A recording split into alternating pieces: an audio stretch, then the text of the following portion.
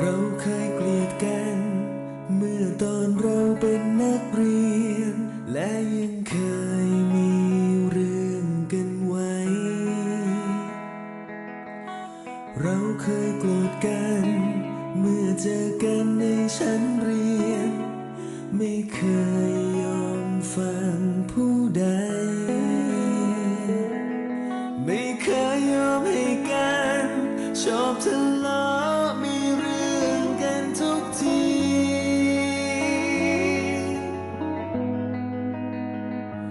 จะเป็นไงก็ช่างมันแต่จะให้ยอมแพ้เป็นไม่มี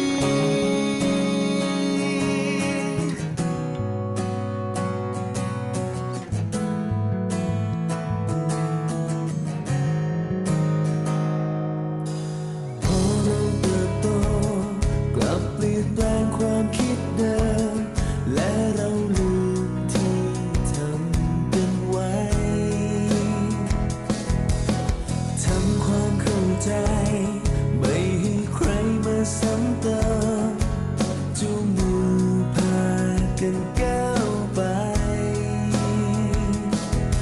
รักใจเราช่วยกันหากปัญหามีอยู่เราไม่กลัว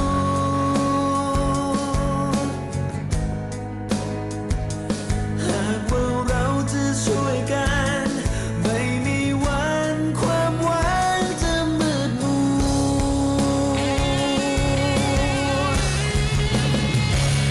เพื่อนไม่เค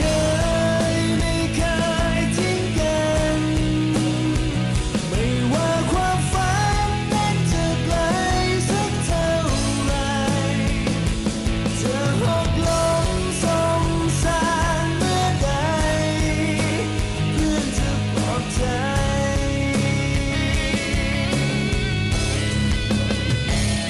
ไม่มีคนที่จะรู้ใจไม่มีใครรักและตามใจเหมือนเพื่อนเก่าจะทำไงตามใจแต่เราเพื่อนเรารักจริ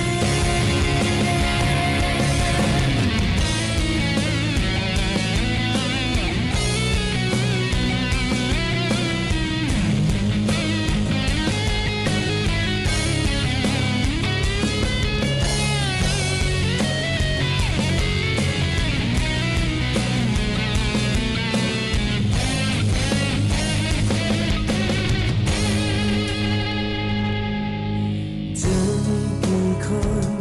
ที่จะเคยมีเพื่อนดีและให้เราทำตามความฝันจะมีกี่คนที่เต็มใจจะร่วมทางและเข้าใจ